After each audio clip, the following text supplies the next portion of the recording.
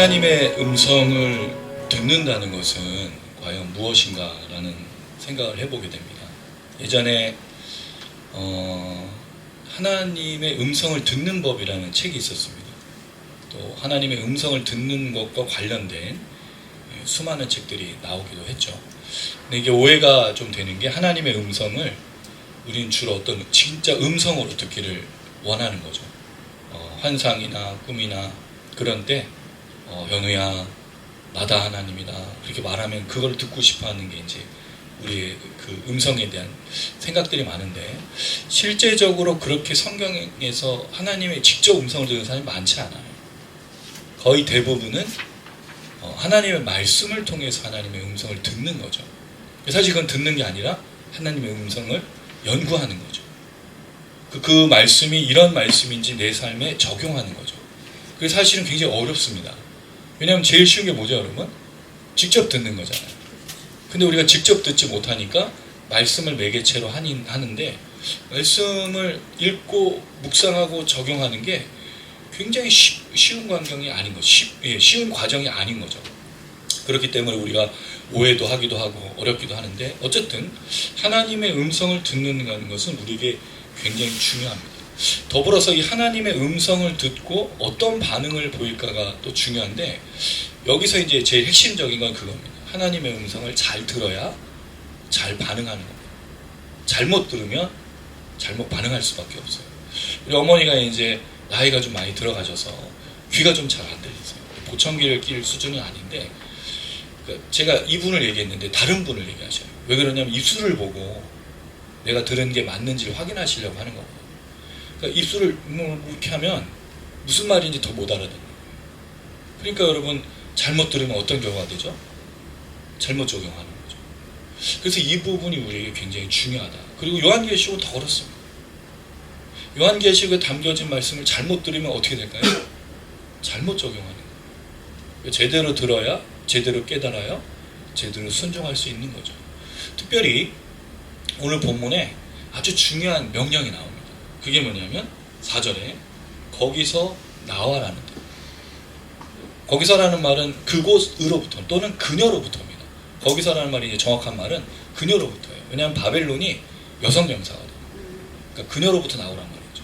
바벨론으로부터 나오라는 거죠. 엑셀코말.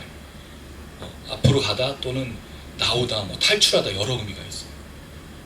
이 음성을 지금 이야기하는 거죠. 근데 요한계시록의 이 이야기는 굉장히 오래된 얘기예요. 그게 회개를 촉구하는 얘기였고, 그게 돌이키라는 얘기였죠. 안 들리는 사람이 있어요.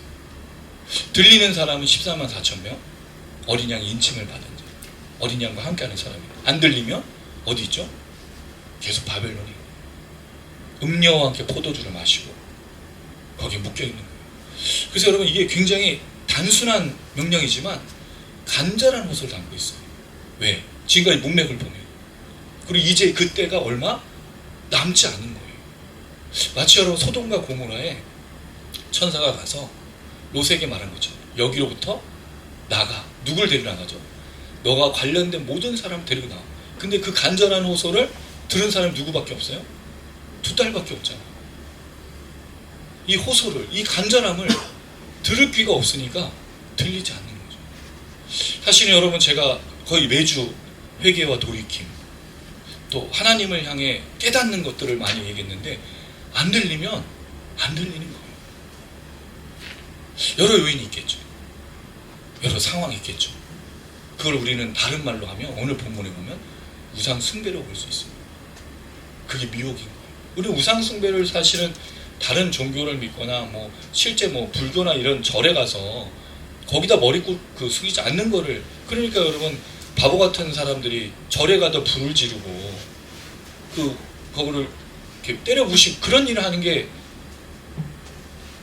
이 시대에 많이 일어나고 있는 핍박이 다 그거죠. 이슬람에서는 기독교인들을 그렇게 때리고 그렇게 죽이고 그렇게 교회를 불태우잖아요. 그게 우상입니다.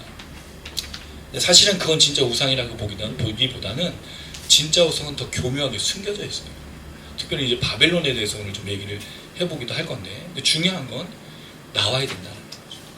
그럼 우리가 들어야 될 음성은 뭐죠? 거기서 나오라는 음성을 듣는 겁니다. 근데 쉽지가 않아요, 이게.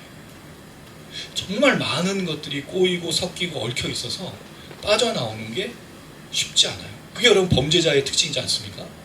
범죄자가 툴툴 털어서 범죄의 사실을 인정하고 자백하고 형량을 산다는 게 쉽지 않아요.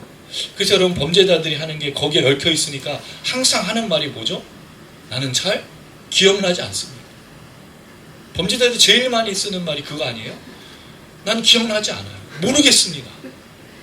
그리고 꼭 휠체어를 타. 병원에 입원을 해요. 자기 죄를 인정하는 사람이 거의 없어요. 근데 오늘 본문에 이게 그대로 나와요. 놀랍지 않습니까, 여러분? 2000년 전 그 말씀이 오늘 이 시대에 살고 있는 모든 악한 것들을 그대로 다 보여주고 있어요. 근데 여러분 그걸 보면 뭐해? 보고 돌이키고 회개하고 또 나는 그렇지 않도록 기억하고 회상하고 돌아보는 게 필요한 거예요. 백날 여러분 사건 사고가 터지고 뭘 해도 그대로 두면 재난이 일어나는 겁니다. 또 대통령이 명령해서 지금 막 정비하고 있잖아요. 그 정비하는 거 얼마나 중요해요. 여러분 홍수가 나고 뭐 할 때 미리 사전 예방하는 거죠. 안 하면 어떻게 되죠? 다 잠기는 거잖아요. 그러니까 사람의 바보 또 사람의 어리석음이 무지가 뭐냐면 보고도 바꾸지 않는 거예요. 우리 이걸 타산지석 삼는다 그러죠. 다른 사람의 그 모습을 보고 내가 저렇게 하지 말아야지. 근데 그걸 안 하는 게 무지한 거예요. 그리고 그게 사실은 성경적으로 보면 불행한 겁니다. 고칠 수 있을 때 고치고 돌이킬 수 있을 때 돌이키고 그렇게 자신을 돌아보는 것이 사실은 하나님의 은혜와 축복인데 그걸 못하는 게 사실 불행한 거죠. 오늘 사실 전반적인 내용 이게 다예요. 제가 말씀드리고 싶은 내용이 이게 다예요. 이걸 이제 하나씩 좀 풀어가려고 하는데, 자 먼저 1절에서 6절까지의 이 바벨론에 대한 패방의 모습에 제일 신기한 게 먼저 등장해요. 1절에 다시 천사가 나옵니다. 7대접의 천사가 17장에 나왔죠.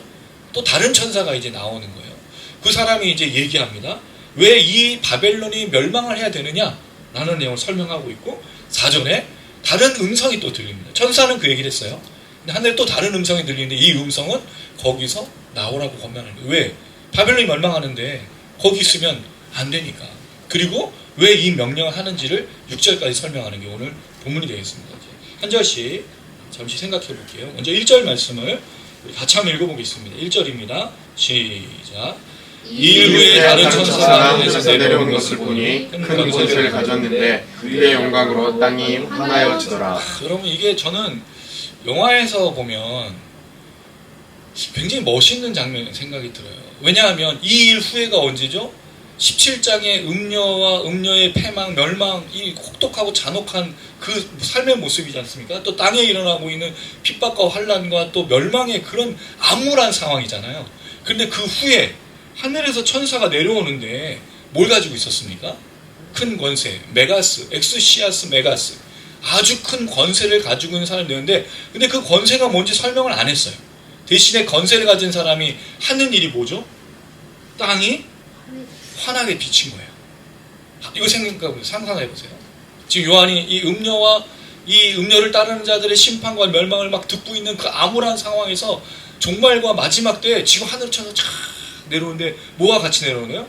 빗줄기가 쫙 마치 그 구름 사이에 거둑하던 구름 사이에 빛이 쫙 내리는 것처럼 이렇게 오는 거예요. 이 천사가 마치 누구처럼 보이냐면 예수 그리스도, 마치 하나님처럼 세상을 쫙. 근데 여러분 이게 왜 중요하냐? 이게 핍박의 상황이잖아요. 종말이 때잖아요. 무슨 소망이 있고 무슨 기대가 있습니까? 지금 땅에서는 큰 붉은 영, 바다에서 나온 짐승, 땅에서 올라온 짐승, 음녀와 바벨론이 막 통치하면서 사람을 괴롭히고 억압하고 죽이고 우상숭배하지면 죽여버리고 짐승의 표를 받지 않으면 매매도 못하게 하는 상황이 얼마나 암울한 상황이에요. 그런데 이 심판을 선포할 때 하늘로부터 빛이 쫙 내리면서 이 얘기를 들으라고 하는 거죠. 여러분 이 한 줄기 빛 같은 이 하나님의 말씀의 역사, 저는 이걸 말씀의 역사라고 봐요. 이 설교의 지점이라는 생각이 듭니다. 설교가 바로 그렇게 하나님의 빛을 여러분에게 싹 비춰줍니다.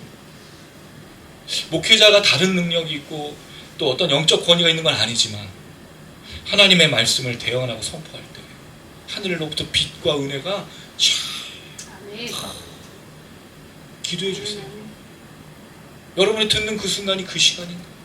언제 끝나요, 목사님? 우리 목사님은 교장 선생님 같아. 끝으로 마지막으로 한 가지만 더. 언제 그 이게 아니라 진짜 듣는데 내가 한 주간 동안 너무 괴롭고 힘들고 어렵게 살아왔는데 딱 같이 하늘에 빛을 쫙 그래 하나님 나를 지금 이렇게 보고 계시는구나, 하나님 이렇게 나에게 말씀하시는구나, 이런 시간이 바로 사실은 설교와 예배와 은혜와 찬양과 기도의 모든 시간이라는 거죠. 우리가 모여있는 시간이라는 거죠. 그랬으면 좋겠어요. 그래 땅에 환히 비쳤을 때 그 힘찬 음성으로 말합니다. 2절 말씀을 한번 읽어봅니다. 시작. 힘찬 음성으로 외쳐 이르되 무너졌도다 무너졌도다 큰 성 바벨론이여 귀신의 집에서 각종 더러운 영이 모이는 곳과 각종 더럽고 가장 새들이 모이는 곳이 되었도다. 자, 여러분 여기서 보면은 좀 이상한 내용이 있어요. 먼저 이것부터 얘기하고, 힘찬 음성이라고 할 때 이 힘찬이라는 말은 강력하다는 뜻입니다. 힘 있다는 뜻입니다. 능력 있다는 뜻입니다. 이 나라가 이스키로스인데 요한계시록 10장 1절에 보면 힘센 다른 천사라고 할 때 힘센이 나와요.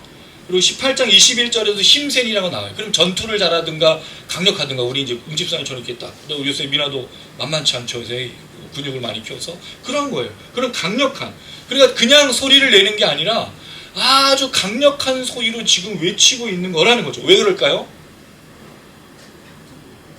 이 소리를 왜 이렇게 크게 말할까요? 끝난 거예요. 지금 뭐가? 음녀와 바벨론 끝난 거야. 걱정할 필요가 없다는 거예요. 두려워할 필요가 없다는 거죠. 1세기의 성도들, 요한계시록의 7개의 교회 성도들한테 두려워하지 말라는 거죠. 저 음녀, 저 바벨론, 너희를 통치하는 것 같고 너희를 지금 다스리는 로마는 끝났어.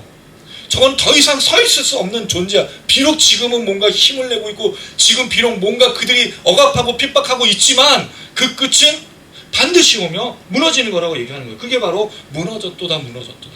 여러분 이 얘기를 얼마나 많이 반복했어요? 12장에 두 증인 얘기 속에서 큰 지진이 나서 큰 성이 무너져서 사람들 7,000명이 죽었지 않습니까? 3분의 1 무너지는 그런 사건이 13장, 14장, 15장, 16장, 17장 계속되는 반복되는 내용이 뭐냐? 바벨론은 무너졌다는 거예요. 사단 마귀는 무너졌다는 거예요. 심판받고 멸망받는, 두려워하지 말라는 거죠. 왜? 현실에서 우리가 목동하는 것은 여전히 살아있는 악한 세력들이기 때문입니다. 그걸 맞닥뜨리고 있는데 성경에서 무너졌다고 말하니 얼마나 힘든 거예요. 왜? 현실은 말씀의 내용과 다르기 때문인 거죠. 그럼 분명하게 얘기하십니다. 마지막 때의 말세의 때 반드시 심판할 거라는 거예요. 여러분 보십시오. 여기 나온 이 바벨론, 큰 성 바벨론이 어떻게 됐죠? 다니엘서의 그 바벨론, 느부갓네살 왕에게 하나님의 역사가 나타나서 그를 세워주고 그를 축복해요. 그러나 결국 그 느부갓네살이 어떻게 되죠? 오늘 본문에 나온 그대로 무너지고 쓰러지고 함락되고 역사 속에 사라졌어요. 바벨론이 지금 있습니까? 로마가 있나요? 아수르가 있습니까? 다 무너집니다. 악은요, 불의한 것, 불법은 다 사라지는 겁니다. 오직 선만이, 오직 선한 것만이 남아있는 거예요. 왜 여러분 이 성경이 이렇게 오랜 세월 동안, 사실 여러분 이게 굉장히 오랜 세월 동안 기록된 거잖아요. 왜 베스트셀러고 왜 오래 남았죠? 이게 만약 거짓이면요 남아있을 수가 없어요. 그리고 여러분 이걸 증언했던 사람들이 다 다른 나라 다른 민족의 사람들, 물론 저자들은 이스라엘 사람도 있고 유대인도 있고 뭐 그렇게 하지만, 그러나 사실 따지고 보면 이 모든 말씀을 전하는 사람은 온 세계 각국의 수많은 사람들이 증언하고 있다는 거죠. 이게 거짓이면, 이게 악이면 왜 얘기해요? 사기는요 그렇게 칠 수 있는 게 아니에요. 사기는 반드시 드러나기 때문에. 그러나 선한 것, 선한 것을 추구하는 것, 의로운 걸 추구하는 건 영원하다는 거죠. 그럴 때 바벨론이요 무너졌다는 겁니다. 낙심하지 말라는 거예요. 절망하지 말라는 거예요. 그게 어떻게 되죠? 귀신의 처소. 여러분 이 처소라는 말은 집이라는 뜻을 갖고 있어요. 이 바벨론 이제 앞으로 어떻게 될 거냐면 거주, 집이란 카토이케테리온이라는 단어인데, 이 단어가 딱 2번 쓰였어요. 신약 성경에 오늘 본문하고 한 번은 어디서 쓰였냐면 에베소서 2장에 쓰였는데, 거기서 하나님의 거하실 처소로 나오는데 여기는 반대로 귀신의 처소로 나오고 있는 딱 2번 쓰인 단어입니다. 그 다음에 각종 더러운, 각종이라는 말은 사실은 좀 번역한 겁니다. 원래 그 파스라는 단어인데 이게 모든, 뭐 각각 뭐 이런 뜻 갖고 있는데, 어쨌든 모든 더러운 영, 더럽다라는 게 뭘까요, 여러분? 단지 그 이 뭐 손으로 닦아서 하는 뭐 이런 게 아니라 금, 부정, 모든 것들이 가득한, 여러분 사실 영적인 존재, 우리가 이걸 어디서 봤습니까, 여러분? 음료를 얘기할 때, 그 다음에 이 14장 같은데 또 12장 같은 나왔던 그 큰 붉은 영, 바다에서 나온 짐승, 땅에서 올라온 짐승, 구장에 무적영에서 올라온 황충들, 악한 영을 말할 때 그 모든 것 있잖아요. 다 모여있는 거예요. 이 바벨론이 그렇게 귀신의 처소, 더러운 영이 모인다. 또 각종 더럽고 가증하니라. 가증하니라는 말이 좀 우리에게 되게 어려운데, 가증이 뭐죠, 여러분? 그러니까 가증스럽다가 뭐예요? 그러니까 이게 우리가 정확하게 그 말을 이해한 적은 없어요. 성경적으로 이 가증하니라는 말은 미워하다, 경멸하다는 뜻을 갖고 있어요. 미세오라는 단어인데 이 말은 미워하는 거예요. 증오하는 거예요. 그래서 여러분, 예수님이 사람들에게 조롱받고 멸시받았을 때 그게 뭐죠? 가증스럽다고 한 거죠. 왜 예수님이 가증스럽습니까? 목수의 아들인데 자기를 뭐로 소개했어요? 하나님의 아들이라고. 저런 가증스러운 놈을 봤나? 저 겉과 속이 다른 놈을 봤나? 저 증오를, 모든 경멸을 받을 놈을 봤나? 이렇게 생각해서 예수님 죽은 거 아니겠습니까? 그럴 때 경멸하는. 근데 왜 여기서 새가 나오냐는 거예요. 그리고 더러운 짐승들이 왜 모이고 있냐는 거죠. 참 신기한 거예요. 바벨론이 지금 무너져가지고 함락이 됐을 때 그 최후의 모습이 뭐냐면 귀신에 쳐서 더러운 영, 더럽고 가증한 새들이 모여있는 장소가 된다는 게 무슨 뜻이냐는군요. 그래서 우리가 좀 말씀을 찾을 필요가 있습니다. 먼저 이사야에서 13장 21절에서 22절을 웅집사님이 한번 찾아주시고요. 이사야에서 13장 21절에서 22절입니다.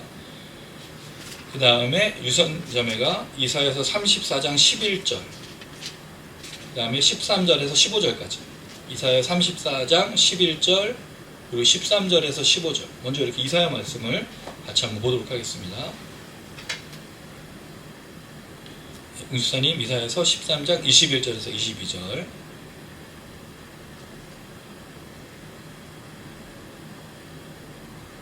잘 안 보이세요?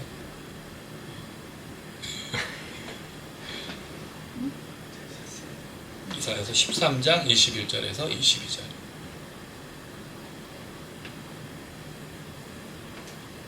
22절. 오직 들짐승들이 거기에 엎드리고 부르짖는 짐승이 그들의 가옥에 가득하며 타조가 거기에 깃들이며 들양이 거기에서 뛸 것이요 그의 궁성에는 승냥이가 부르짖을 것이요 화려하던 궁전에는 들깨가 울 것이라. 그의 때가 가까우며 그의 날이 오래지 아니하리라. 네, 감사합니다. 이사야서 34장 11절, 그리고 13절에서 15절입니다. 장하새와 고수조치가 그 땅을 차지하며 부엉이와 까마귀가 거기에 살 것이라. 여호와께서 그 위에 혼란의 줄과 공허의 줄을 들이우실 것인즉 그 궁궐에는 가시나무가 나며 그 견고한 성에는 엉겅퀴와 새품이 자라서 승냥이의 굴과 타조의 처소가 될 것이니 들짐승이 이리와 만나며 염소가 그 동류를 부르며 올빼미가 거기에 살면서 쉬는 처소로 삼으며 부엉이가 거기에 깃들이고 알을 낳아가서 그 그늘에 모으며 솔개들도 각각 제 짝과 함께 거기에 모이리라. 자, 이걸 보니까 온갖 짐승이 다 나와요. 그러니까 바벨론이 멸망하는 걸 설명하는 건데, 또 34장은 이제 바벨론을 포함한 모든 열국들의 멸망을 설명할 때 뭘 이야기하냐면 새가 나와요. 귀신이 나오고 더러운 영. 그러니까 무너진 성을 표현할 때 쓰는 표현들이 바로 이겁니다. 그러니까 결국 이사야 예언이 오늘 요한계시록에 그대로 적용이 되고 있는 거예요. 성취가 되는 거예요. 그때 뭐가 새? 짐승? 왜냐면 거기 사람이 살지 않게 됐으니까. 여러분, 이게 얼마나 무서운 거예요. 마치 영화에 SF 영화 중에 좀비 영화 중에 그 유명한 윌 스미스가 주연했던 그 영화가 있지 않습니까? I'm 레전드인데 영화 한국 말로 뭐 있는지 기억이 안 나요. 나는 전설이다. 그게 하여튼 그 영화, 거기에 보면 다 좀비가 된 세상에 풀만 남고 새들은 다 살아있잖아요. 또는 뭐 개들도 있긴 하지만 그런 식의 모습을 갖고 있는 게 바벨론이었던 거죠. 근데 질문이 한 가지 있어요. 아니, 이게 우리가 더러운 영, 또 악한 영이 바벨론이라고 그랬잖아요. 근데 무너졌는데 더러운 영이 모이고 이런 것들이 모여있는 처소라면 이게 무너진 건가? 라는 질문을 할 수밖에 없다는 거죠. 분명히 더러운 영이 모였잖아. 근데 무너졌는데 더러운 영이 또 모인다고? 근데 그러는 게 아니라는 거죠. 이건 바벨론의 성을 생각해 보면 돼요. 사람이 살던 성이 무너졌을 때 그 땅이 황폐하게 된 표현이 바로 모든 황무지 같고 새와 짐승만 남아있고 거기에 악한 것들이 돌아다녀요. 그래서 여러분 그런 무너진 폐가나 이런 데 가면 으시으시하잖아요. 뭐라고 표현하지 이게? 하여튼 뭐, 예, 스산하든지 뭐 한국말이 이렇게 안 돼. 나이가 드니까 어쨌든 그런 표현을 쓰는 거죠. 근데 여러분 이게 다니엘서에 나온 표현이에요. 이 이사야의 예언은 다니엘서 4장 25절 느부갓네살, 아까 얘기했죠. 느부갓네살 왕에게 얘기한 거예요. 거기서 이렇게 표현합니다. 이건 제가 읽어드릴게요. 다니엘서 4장 25절 왕이 사람에게서 쫓겨나서 들짐승과 함께 살며 소처럼 풀을 먹으며 하늘 이슬에 젖을 것이요. 사람처럼 살지 않게 되는 실제로 일어난 역사. 그게 바로 바벨론의 함락이라는 거죠. 결국 이게 이 마지막 때에 일어날 심판과 큰 성 바벨론의 모습이에요. 아주 처참하고 아주 황폐하고. 왜냐하면 여러분 세 생각해 보세요. 이들이 지금 뭘 하고 있었죠? 세상을 장악하고 있고 우상 숭배를 받고 자기의 권력과 권세로 모든 걸 누리고 있었잖아요. 근데 이제 끝났다는 거예요. 아무것도 남지 않았다는 거죠. 자, 그랬을 때 3절입니다. 3절 말씀 같이 한번 읽어볼게요. 시작. 그 음행의 진노의 포도주로 말미암아 만국이 무너졌으며 또 왕의 왕들이 그와 더불어 음행하였으며 땅의 상인들도 그 사치의 세력으로 치부하였도다 하더라. 자, 결국 이게 무엇 때문이다? 음행의 진노의 포도주 말이다. 우상 숭배를 했다는 거죠. 그 우상 숭배가 단지 우상에 절하는 걸 말하는 게 아니라고 말씀드렸어요. 이 바벨론이라고 말하는 게 과연 무엇인가를 우리가 좀 더 접근할 필요가 있어요. 사실 이건 굉장히 폭넓은 개념이에요. 이건 이따가 다시 한 번 더 설명드리기로 하고, 어쨌든 왜 이렇게 됐느냐? 음행의 진노의 포도주로 말미암아. 여러분 이게 사실은 우리가 그 읽었던 내용이에요. 14장 8절에도 나와. 이거 찾진 않습니다. 그 다음에 17장 2절에도 음행의 포도주, 진노의 포도주 계속 나와요. 결국 이 음녀와 이 바벨론과 술을 마시는 것처럼 함께하고 연합한 사람들은 다 어떻게 되는 것이다? 무너지고 함락하고 사라지고 멸망받을 거라고 얘기하는데, 여기에 주목할 게 한 가지가 있어요.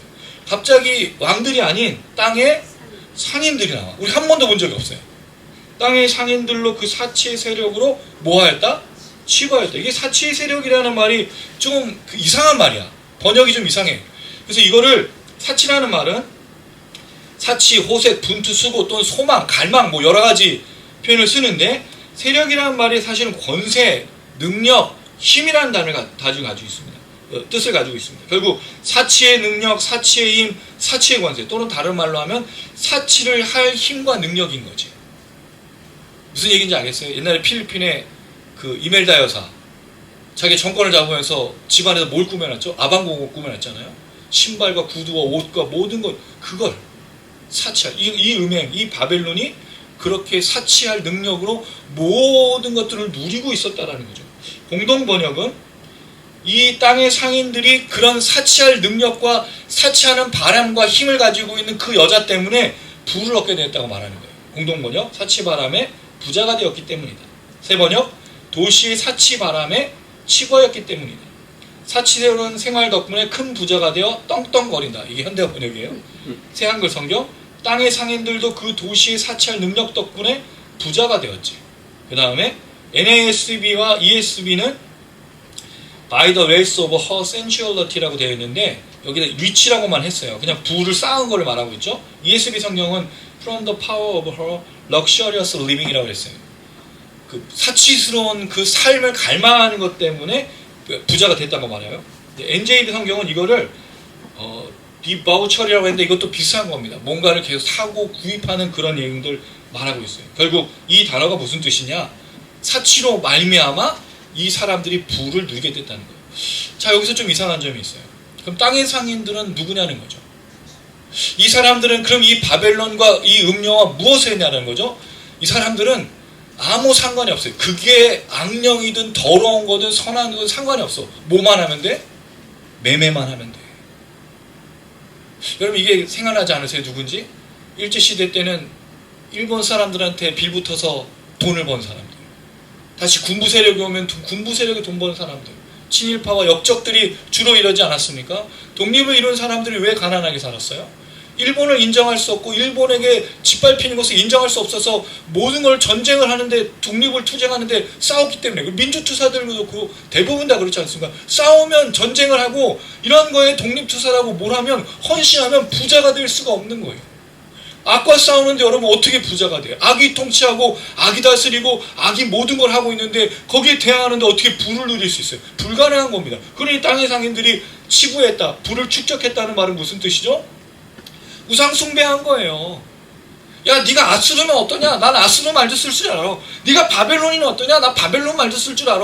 네가 로마면 어떠냐? 난 로마 말 쓰면 돼. 뭐 하면 되기 때문에 불을 쌓고 먹고 마시고 살면 되는 거죠. 이게 땅의 상인들이에요. 그러니까 여러분 되게 무서운 내용이죠. 사실 이 사람들도 뭘 한 거죠? 음행의 진노의 포도주를 마신 건데 이들은 구체적으로 이 얘기를 해요. 더군다나 이 사람들이 이렇게 판매하고 있을 때 무엇을 팔았는지까지 나오는데 지난번에 한번 말씀드렸어요.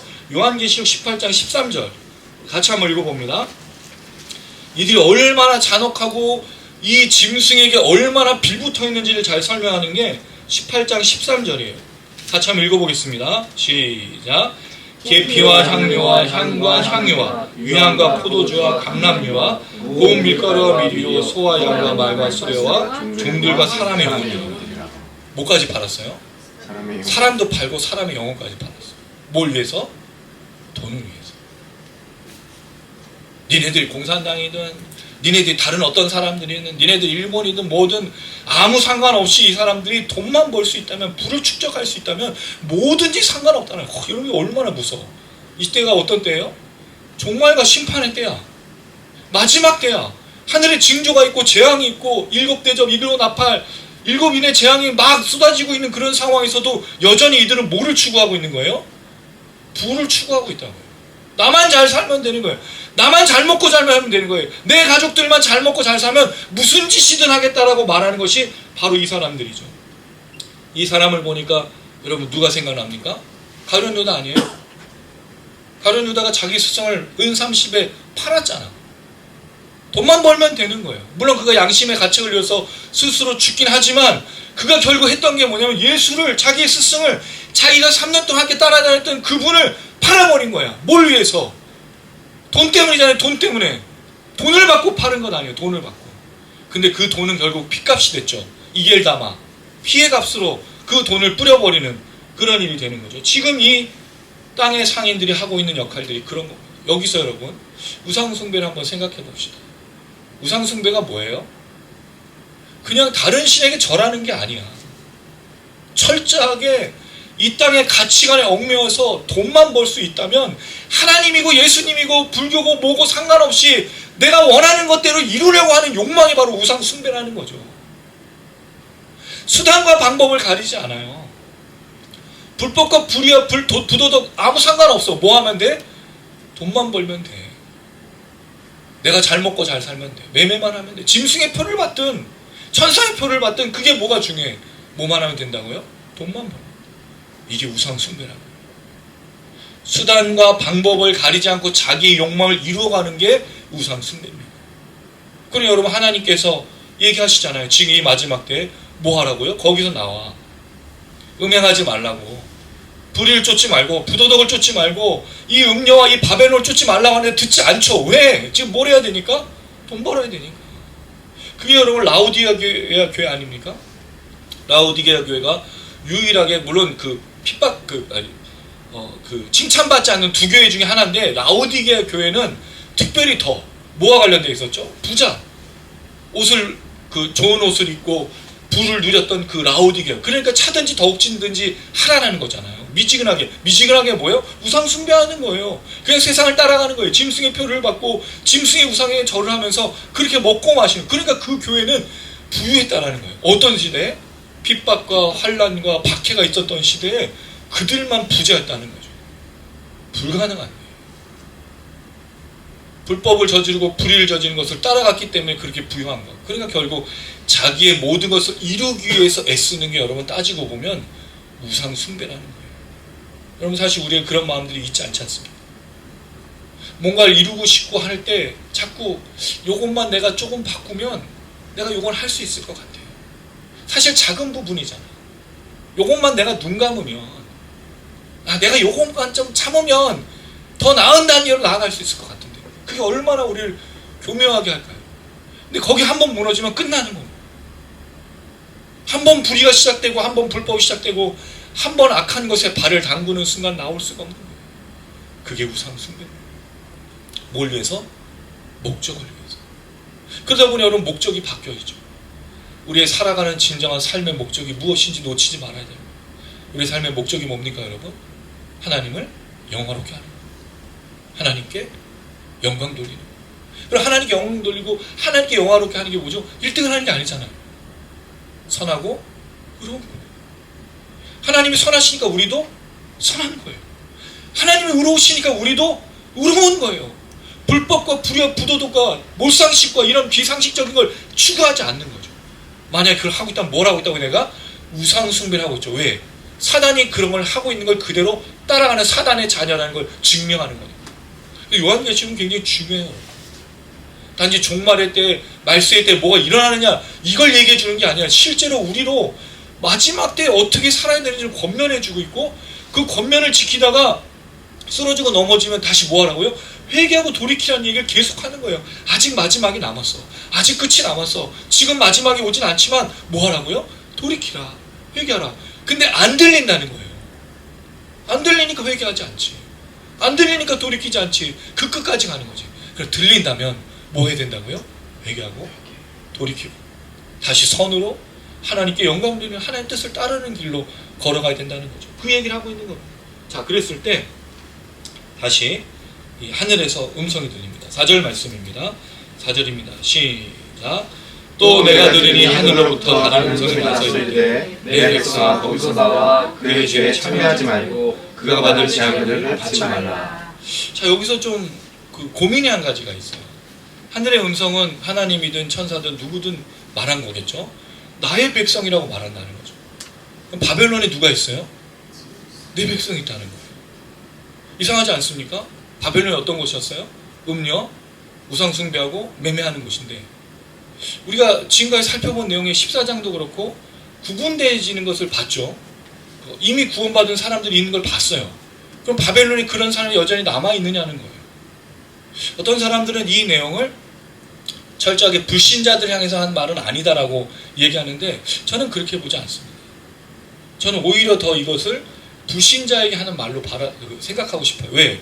이미 7장과 14장은 14만 4천의 구원받은 사람을 얘기해놓고 지금 뒤에는 심판과 종말과 또 이 멸망을 얘기하잖아요. 재앙을. 그럴 때 바벨론에도 하나님 백성이 있는 거죠. 근데 왜 있을까요?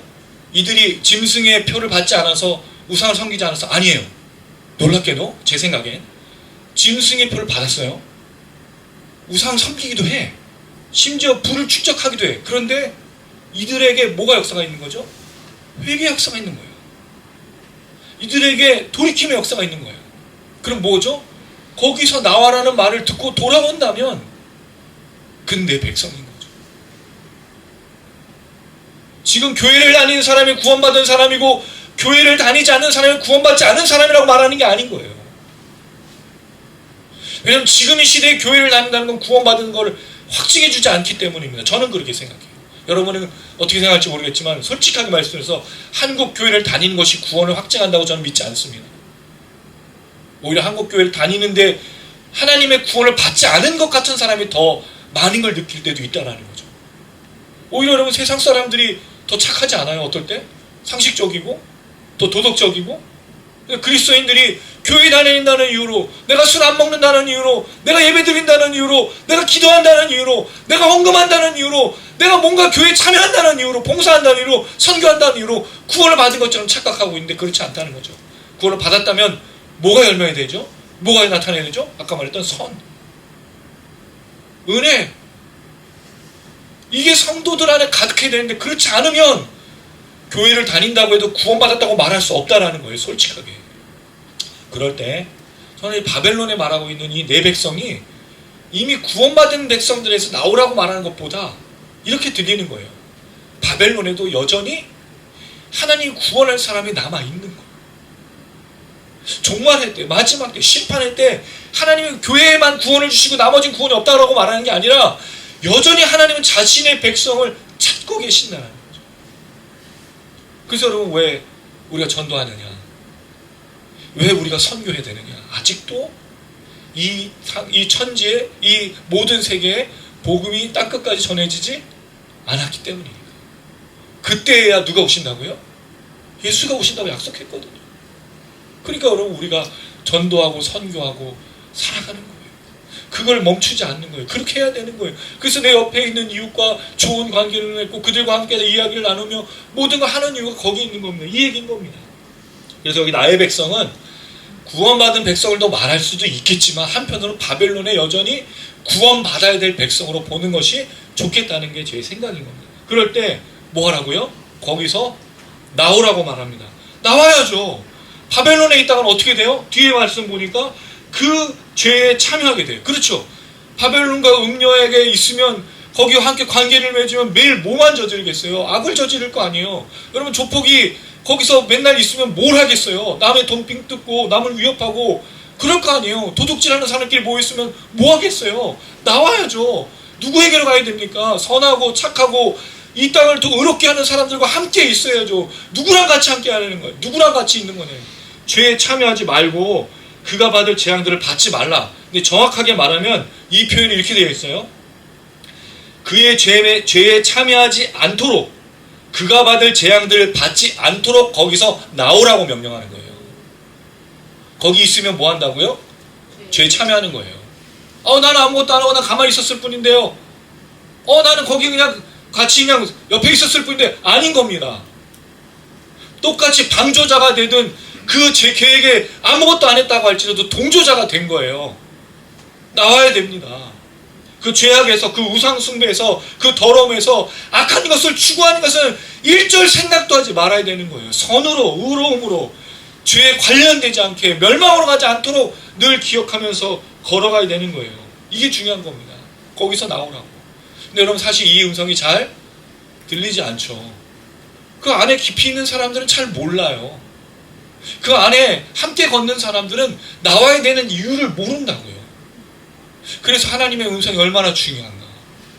내가 정말 그 길을 걷고 있는지 죄에 있는지 의를 추구하는지 말씀을 들어야 돼요. 말씀 안 듣고 말씀을 연구하지 않고 말씀을 읽지 않고 묵상하지 않으면 몰라요. 내가 어떤 길을 가고 있는지. 아니 기준이 없는데 어떻게 알아. 내가 어떤 삶을 살고 있는지 나를 비춰줄 만한 레이저가 필요한데 그게 하나님 말씀이잖아요. 말씀이 여러분 우리가 뭐로 우리 평가하겠습니까? 다른 거는요 의미가 없어요. 사람들 말은 더더욱 의미가 없습니다. 특별히 다른 사람들이 나에 대해서 평가하는 건 들을 필요가 없어. 특별히 평가라면 그 평가는 비판이기 때문이에요. 절대로 평가하지 않습니다. 지금 이 시대에.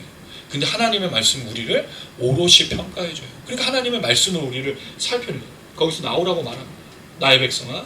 자, 그리고 나서 왜 이 명령 거기서 나와야 되는지를 5절과 6절을 설명하고 있는데요. 먼저 5절을 한번 읽어보겠습니다. 5절 시작. 그의 죄는 하늘에 사무쳤으며 하나님은 그의 불의한 일을 기억하시니라. 자, 여기 보면 하늘에 사무쳤다라는 말이 나와요. 사무치다는 게 뭐죠, 여러분? 한국어 말도 어렵지만 사무치다는 말이 뭐죠? 깊이 가슴에 새기는 게 사무치는 거잖아요. 그러면 그들의 죄가 하늘에 하나님에게 깊이 가슴에 새겨졌다는 뜻이죠. 만약에 사무쳤다라는 말로 하면. 근데 여러분 이 단어는 여러 가지 의미를 갖고 있어요. 사무쳤다라는 말은 이제 한국 번역이고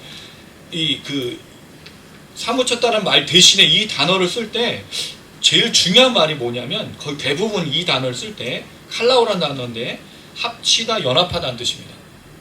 결혼해 또는 그 둘이 한 몸을 이루는 것 또는 창기와 한 몸이 되는 것, 연합한 걸 말해요. 그렇다면 이들의 죄가 지금 하나님 마음에 확 연합한 거예요. 딱 붙어 있는 거예요. 무슨 뜻이겠습니까? 이들의 죄를 하나님이 보신다는 거죠. 하나님께 다 다른 거예요. 하나님이 이 죄를 지나가지 않는다는 거예요. 이 죄를 분명하게 기억한다는 거죠. 그럼 뭐 한다는 거예요? 당연히 그것을 심판하실 거잖아요. 자, 두 번째로 그 죄가 하늘에 하나님께 깊이 닿았어요. 두 번째는 하나님이 그의 불의한 일을 뭐 하신다고요? 기억하신다. 이게 되게 중요한 단어인데 하나님이 절대로 죄를, 악을 놓치지 않는다는 뜻이죠. 하나님 여러분 실수가 없으세요. 전지전능하세요. 근데 뭐를 놓치지 않는다고요? 우리 조그마한 불의와 악과 더러움을 놓치지 않아요. 그래서 이 불의한 일, 그게 악한 죄만 하나님이 기억하시는 게 아닙니다. 우리의 모든 불의와 악에 대해서 기억하시는 거예요. 우리가 착각하는 게 있어. 자그만 죄, 내가 스스로 죄를 작고 크고를 너 같은 놈은 나쁜 놈, 그게 여러분 우리가 지금 잘 얘기하는 게 자꾸 동성애에 대해서만 강조하는 그 부분이잖아요. 동성애가 죄가 맞아요. 그럼 동성애하고 마찬가지로 살인과 간음과 음란과 모든 것도 똑같은 죄예요. 같은 취급을 해야 돼. 똑같은 불의로 취급해야 된다고요. 이것만 특별한 죄가 이것만 그건 아닌 겁니다. 모든 죄가 동일한 죄인 거예요. 똑같이 취급을 해야 되죠. 그럴 때 하나님이 기억하신다라고 말하는데 사실 이 단어가 요한계시록에 2번 더 사용됐어요. 이게 무네모니오라는 단어인데 마음에 새기다, 기억하다, 회상하다, 생각하다인데 요한계시록 다른 본문에는 2장 5절과 3장 3절에는 생각하라고라고 돼 있어요. 기억하고가 아니고. 근데 여러분 이 2장 5절과 3장 3절 이게 되게 중요한데 이걸 한번 좀 읽어볼게요. 제 아내 사모가 2장 5절 읽어주시고 주아가 3장 3절 읽어주세요. 제가 이걸 꼭 얘기해야 될 이유가 있습니다. 이게 너무 중요한 단어인데 무네모니오고 기억하다, 새기다, 회상하다, 생각하다는 뜻을 갖고 있습니다. 사모가 2장 5절, 주아가 3장 3절입니다. 읽겠습니다. 네. 그러므로 어디서 떨어졌는지를 생각하고 회개하여 처음 행위를 가지라. 만일 그러하지 아니하고 회개하지 아니하면 내가 내게 가서 내 촛대를 그 자리에서 옮기리라. 네. 그러므로 내가 어떻게 받았으며 어떻게 들었는지 생각하고 지켜 회개하라. 만일 일깨지 아니하면 내가 도둑같이 이르리니 어느 때에 내게 이르는지 내가 알지 못하리라. 자, 여러분 이 말에 지금 공통적인 내용이 등장하는 거 아세요? 이 생각하고라는 말, 이 기억하다는 말과 공통적으로 등장하는 단어가 있어요. 2장 5절과 3장 4절. 뭐죠? 회개입니다. 이게 되게 놀라운 거예요. 회개가 어떻게 시작되죠? 기억하는 겁니다. 생각이 아니라 정확하게 말하면 기억하는 거예요. 아까 얘기 드렸죠? 범죄자가 왜 자기의 범죄를 부인하죠? 기억나지 않는다. 내가 술을 마셔서 내가 인지불능 상태라서 아무것도 기억나지 않는다. 그럼 회개는 뭐로부터 시작해요? 기억입니다. 이게 되게 중요한 거예요. 근데 하나님 불의한 일을 기억하시죠. 심판하시기 위해서. 놓치지 않으세요. 우리가 회개를 어떻게 시작해야 되는 거죠? 기억하는 것을. 한동안 좀 젊었을 때, 청년 때, 그 죄책감에 너무 시달렸어요.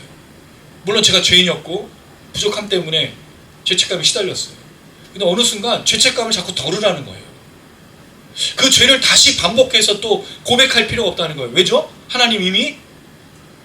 근데 여러분, 그럼에도 그 죄에 대한 나의 죄책감은 사라지지 않아요. 왜? 내가 그 죄를 저질렀기 때문에. 여러분 만약에 생각해 보세요. 내가 살인죄를 저질렀어요. 아주 극악한, 물론 그렇게 심한 죄를 저지른 게 아닌데 살인죄를 저질렀어요. 근데 그 사람이 와서 저는 용서받았기 때문에 다시는 회개하거나 다시는 이걸 반성하지 않습니다 라고 말하면 우리 뭐라고 느끼죠? 네가 지금 그게 회개한 거야? 네가 거기에 대한 죄의 대가를 친 거야? 이렇게 생각하잖아요. 하나님이 다시 죄를 묻진 않아요. 다시 죄를 기억하진 않아요. 근데 우리가 하나님 앞에서 죄를 안 지은 것처럼 살 수는 없다고요. 죄책감 없이 살아가는 사람이 너무 많아. 그리스도인들 중에. 이 정도쯤이야. 그런 게 어디 있어요, 하나님 앞에서. 불의했다고 불의할 불법하면 반드시 죄를 회개하고 기억해내야 돼요. 내가 얼마나 죄인인지. 사도 바울이 왜 자신을 죄인의 괴수라고 말했을까요? 성경에 박혔잖아. 우리는 이제 천국에 가면 죄인의 괴수님, 사도 바울한테 그렇게 얘기할 거 아니에요. 그리고 자기의 과거의 모든 아픔과 잘못된 걸 성경 기록했잖아. 왜죠? 자기가 죄인임을 평생 잊지 않는 거예요. 그렇게 하나님 앞에 구원받지 못하는 연약한 그런 불의한 사람이라는 걸 늘 기억하는 거예요. 기억해야 됩니다, 여러분. 기억해야 회개가 되고 기억해야 하나님 앞에 죄인임을 고백할 수 있는 거예요. 기억하지 않으니까 인지상정이 불인지가 되고 그렇게 취하고 뭐 해버리니까 성령의 말씀도 듣지 않고 회개하지 않는 거죠. 죄책감이 나쁜 게 아니에요. 물론 그 감정에 휩싸이는 게 문제가 되겠지만 하나님 앞에 내가 늘 죄인이라는 걸 깨닫는 건 굉장히 중요한 겁니다. 내가 죄인인 걸 기억해야 그 십자가를 붙들 것 아닙니까? 내가 죄인이라는 걸 생각해야 주님 오시는 그날까지 이 복음으로 믿음과 십자가로 살 것 아닙니까? 그러다가 보니 어느 순간 내가 마치 예배드려도 당연하고 내가 찬양해도 당연하고 내가 여기 있는 것들이 당연한 것처럼 되어지는데 그렇지 않다고요, 여러분. 우리는 불의한 자예요. 불법을 저지르고 부도덕하고 몰상식하고 무지하고 어리석고 하나님 앞에 한다면 서 있는다면 몸둘 바를 모르는 사람들이 바로 우리라는 거죠. 그게 다윗이었습니다. 다윗이 시편을 몇 번 기록했죠. 많이 기록했어요. 거기에 자기의 이 간절한 마음, 내가 얼마나 큰 죄인이라는 걸 고백했어요. 그거 한 번만 고백했을까요? 그럼 평생에 고백했을 거예요. 사실 그게 우리의 삶이 되고 그게 우리의 고백이 되는 거예요. 회개는, 돌이킴은 분명히 하나님의 은혜입니다. 그리고 그 시작은 성령께서 하시는데 뭐로부터? 기억한 것부터. 기억한 것. 그래서 회개가 되는 거예요. 그럴 때 하나님이 기억하시죠. 그러나 또 한편으로 우리에게 은혜가 있습니다. 국간사님 한번 읽어주세요.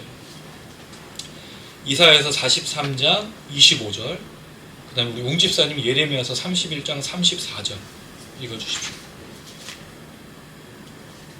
이사야에서 43장 25절과 예레미야 31장 34절. 헛된 말을 하는 자들의 징표를 피하며 점치는 자들을 미치게 하며 지혜로운 자들을 물리쳐 그들의 지식을 어리석게 하며 그들이 다시는 각기 이웃과 형제를 가리켜 이르기를 너는 여호와를 알라 하지 아니하리니 이는 작은 자로부터 큰 자까지 다 나를 알기 때문이라. 내가 그들의 악행을 사하고 다시는 그 죄를 기억하지 아니하리라. 여호와의 말씀이니라. 네, 아까 43장 25절을 다른 거로 읽으신 것 같아요. 이사야에서 43장 25절은 나 곧 나는 나를 위하여 내 허물을 도말하는 자니 내 죄를 기억하지 아니하리라 라는 구절인데 좀 잠깐 좀 착오가 있었던 것 같습니다. 어쨌든 이 두 구절에 보면 하나님은 죄를 기억하지 않아요. 근데 여기 우리 반드시 기억해야 될 게 있어요. 이 말씀이 반복되는 구절이 히브리서 나옵니다. 히브리서 8장 12절과 히브리서 10장 10절, 17절 둘 다 죄를 다시 기억하지 아니하리라, 다시 기억하지 아니하리라 히브리서에 나와요. 자, 구약의 이사야서와 예레미야서에 다시 죄를 기억하지 않는 것과 히브리서에 나오는 다시 죄를 기억하지 않는 것과의 차이가 있어요. 이사야서와 예레미야에서는 뭐가 이 선포된 말씀이죠?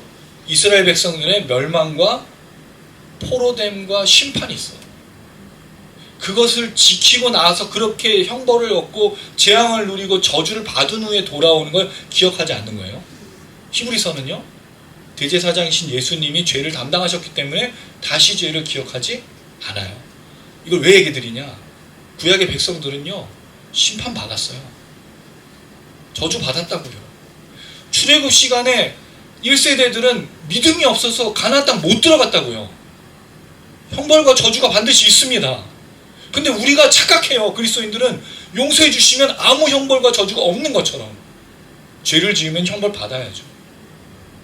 잘못했으면 용서가 나올 때까지, 기억할 때까지 책임을 져야 돼요. 근데 우리 그게 싹 없어. 그러니까 난 하나님 용서해 주셨으니까 난 아무것도 하지 않아도 됩니다. 그렇지 않습니다. 그래서 미량 같은 영화 다시 나오면 안 돼. 내가 그 아이를 죽여놓고 하나님 용서했으면 반드시 죄에 대한 대가를 져야죠. 뭐예요? 그 형벌에 대해서 따라야 되는 거예요. 그래서 여러분 6절이 나오는 거예요. 6절이 뭐죠? 오늘 본문에 6절 한번 읽어보겠습니다. 같이 시작. 그가 준 그대로 그에게 주고 그의 행위대로 갑절을 갚아주고 그가 섞은 자에는 갑절이나 섞어 그에게 주라. 반드시 심판하신다고요. 갑절이라는 말이 두 번이나 나와요. 갚아준다는 말과 갑절이라는 말이 유사한 단어예요. 갑절에 갑절로 갚아주신 하나님, 보복하신 하나님이에요. 와, 하나님은요 악을 절대 용납하지 않아요. 하나님은 죄에 대해서 용납하지 않습니다. 우리가 예수의 십자가의 은혜 때문에 죄가 용서를 받았지만 죄를 졌다면 거기서 책임을 져야 되는 거예요. 그리고 뭘 해야 되죠? 회개해야죠. 내가 모든 것이 주님한테 구원을 받아서 앞으로 지을 죄도 구원받았기 때문에, 용서받았기 때문에 죄를 짓고도 아무것도 안 한다. 그럼 구원파인데 그건 하나님의 방법도 하나님의 말씀도 아니에요. 반드시 죄를 책임져야 됩니다. 그리스도인이라면 불법과 불의와 부도덕과 하는과 음란과 사기와 속임과 거짓과 모든 걸 했다면 책임을 반드시 지셔야 돼요. 그때 이미 누리게 하시는 그 은혜, 용서의 은혜가 우리 안에 넘치는 겁니다. 다시 여러분 교회 안에서 그냥 죄를 얘기하고 회개하는 것으로 끝나는 입술의 고백으로는 교회에 남아있진 않아야 돼요. 그건 사실 교회가 아닌 겁니다. 하나님 뭐 하신다고요? 반드시 악을 갑절로 갚아주세요. 근데 이 말씀도 사실은 너무 놀라운 게 있어요. 이게 누가복음 말씀하고 연결되는데 이건 주중에 묵상으로 드리도록 하겠습니다.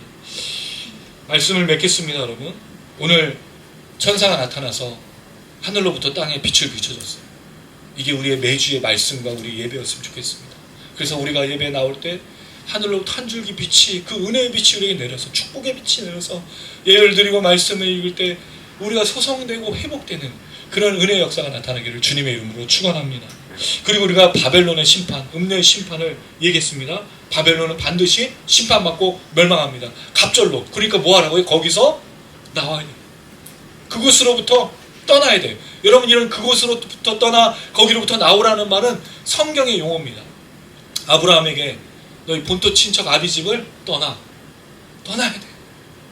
그게 아무리 좋은 가족이고 아무리 좋은 것이라도 그게 잘못되고 불의한 곳에 있다면 떠나야 돼요. 여러분, 이상하지 않습니까? 바벨론이 음란의 도시고 거짓의 도시고 미혹의 도시라면 그게 아무리 문화가 발전하고 그게 아무리 좋은 곳이라 해도 어떻게 해야 되죠? 떠나야죠.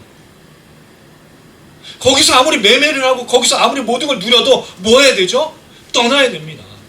우상 숭배로부터 떠나, 그런 가치관과 문화로부터 떠나. 그러니까 여러분, 우리가 떠나는 게 굉장히 중요한 게, 분리되는 게 굉장히 중요해요. 롯이 떠나는 것처럼, 모세가 애굽 땅을 떠나는 것처럼, 그리고 많은 그리스도인들이 과거의 죄로부터 떠나는 것처럼 떠나셔야 돼요.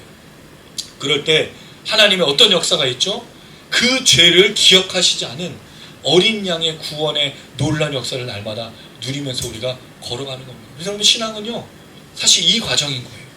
그 모든 것을 떠나서 하나님을 향해서 걸어가는데, 문제는 그 과정이 쉽지 않으니까 다시 돌아가고자 하는 마음이 생기는 거예요. 왜? 거기가 좋았고 그게 우리 안에 필요했고 거기 가면 뭐가 있으니까 우리의 가치관, 우리의 생각, 우리의 습관, 특별히 뭐가 무섭냐면 습관적인 죄잖아요, 여러분. 그거에 무너지잖아요. 그 습관이 우리를, 그러니까 그 습관을 얼마나 잘 들이는 것. 왜 예수님께서 습관을 따라서, 관습을 따라서, 습관을 따라서 기도하러 올라가셨을까요? 아신 거예요. 인간이 얼마나 연약한 존재인지. 기도의 습관이 없으면 이 모든 것들을 감당할 수 없기 때문입니다. 그럴 때 하나님께서 거기서 나와라는 임성을 듣고 날마다 하나님의 말씀을 따라 순종의 걸음을 걸으며 그 안에서 날마다 채워주신 하나님의 은혜와 또 그 축복의 역사로 모든 일 감당하신 우리 모든 성도님들 되시기를 주님의 이름으로 축원합니다. 아멘.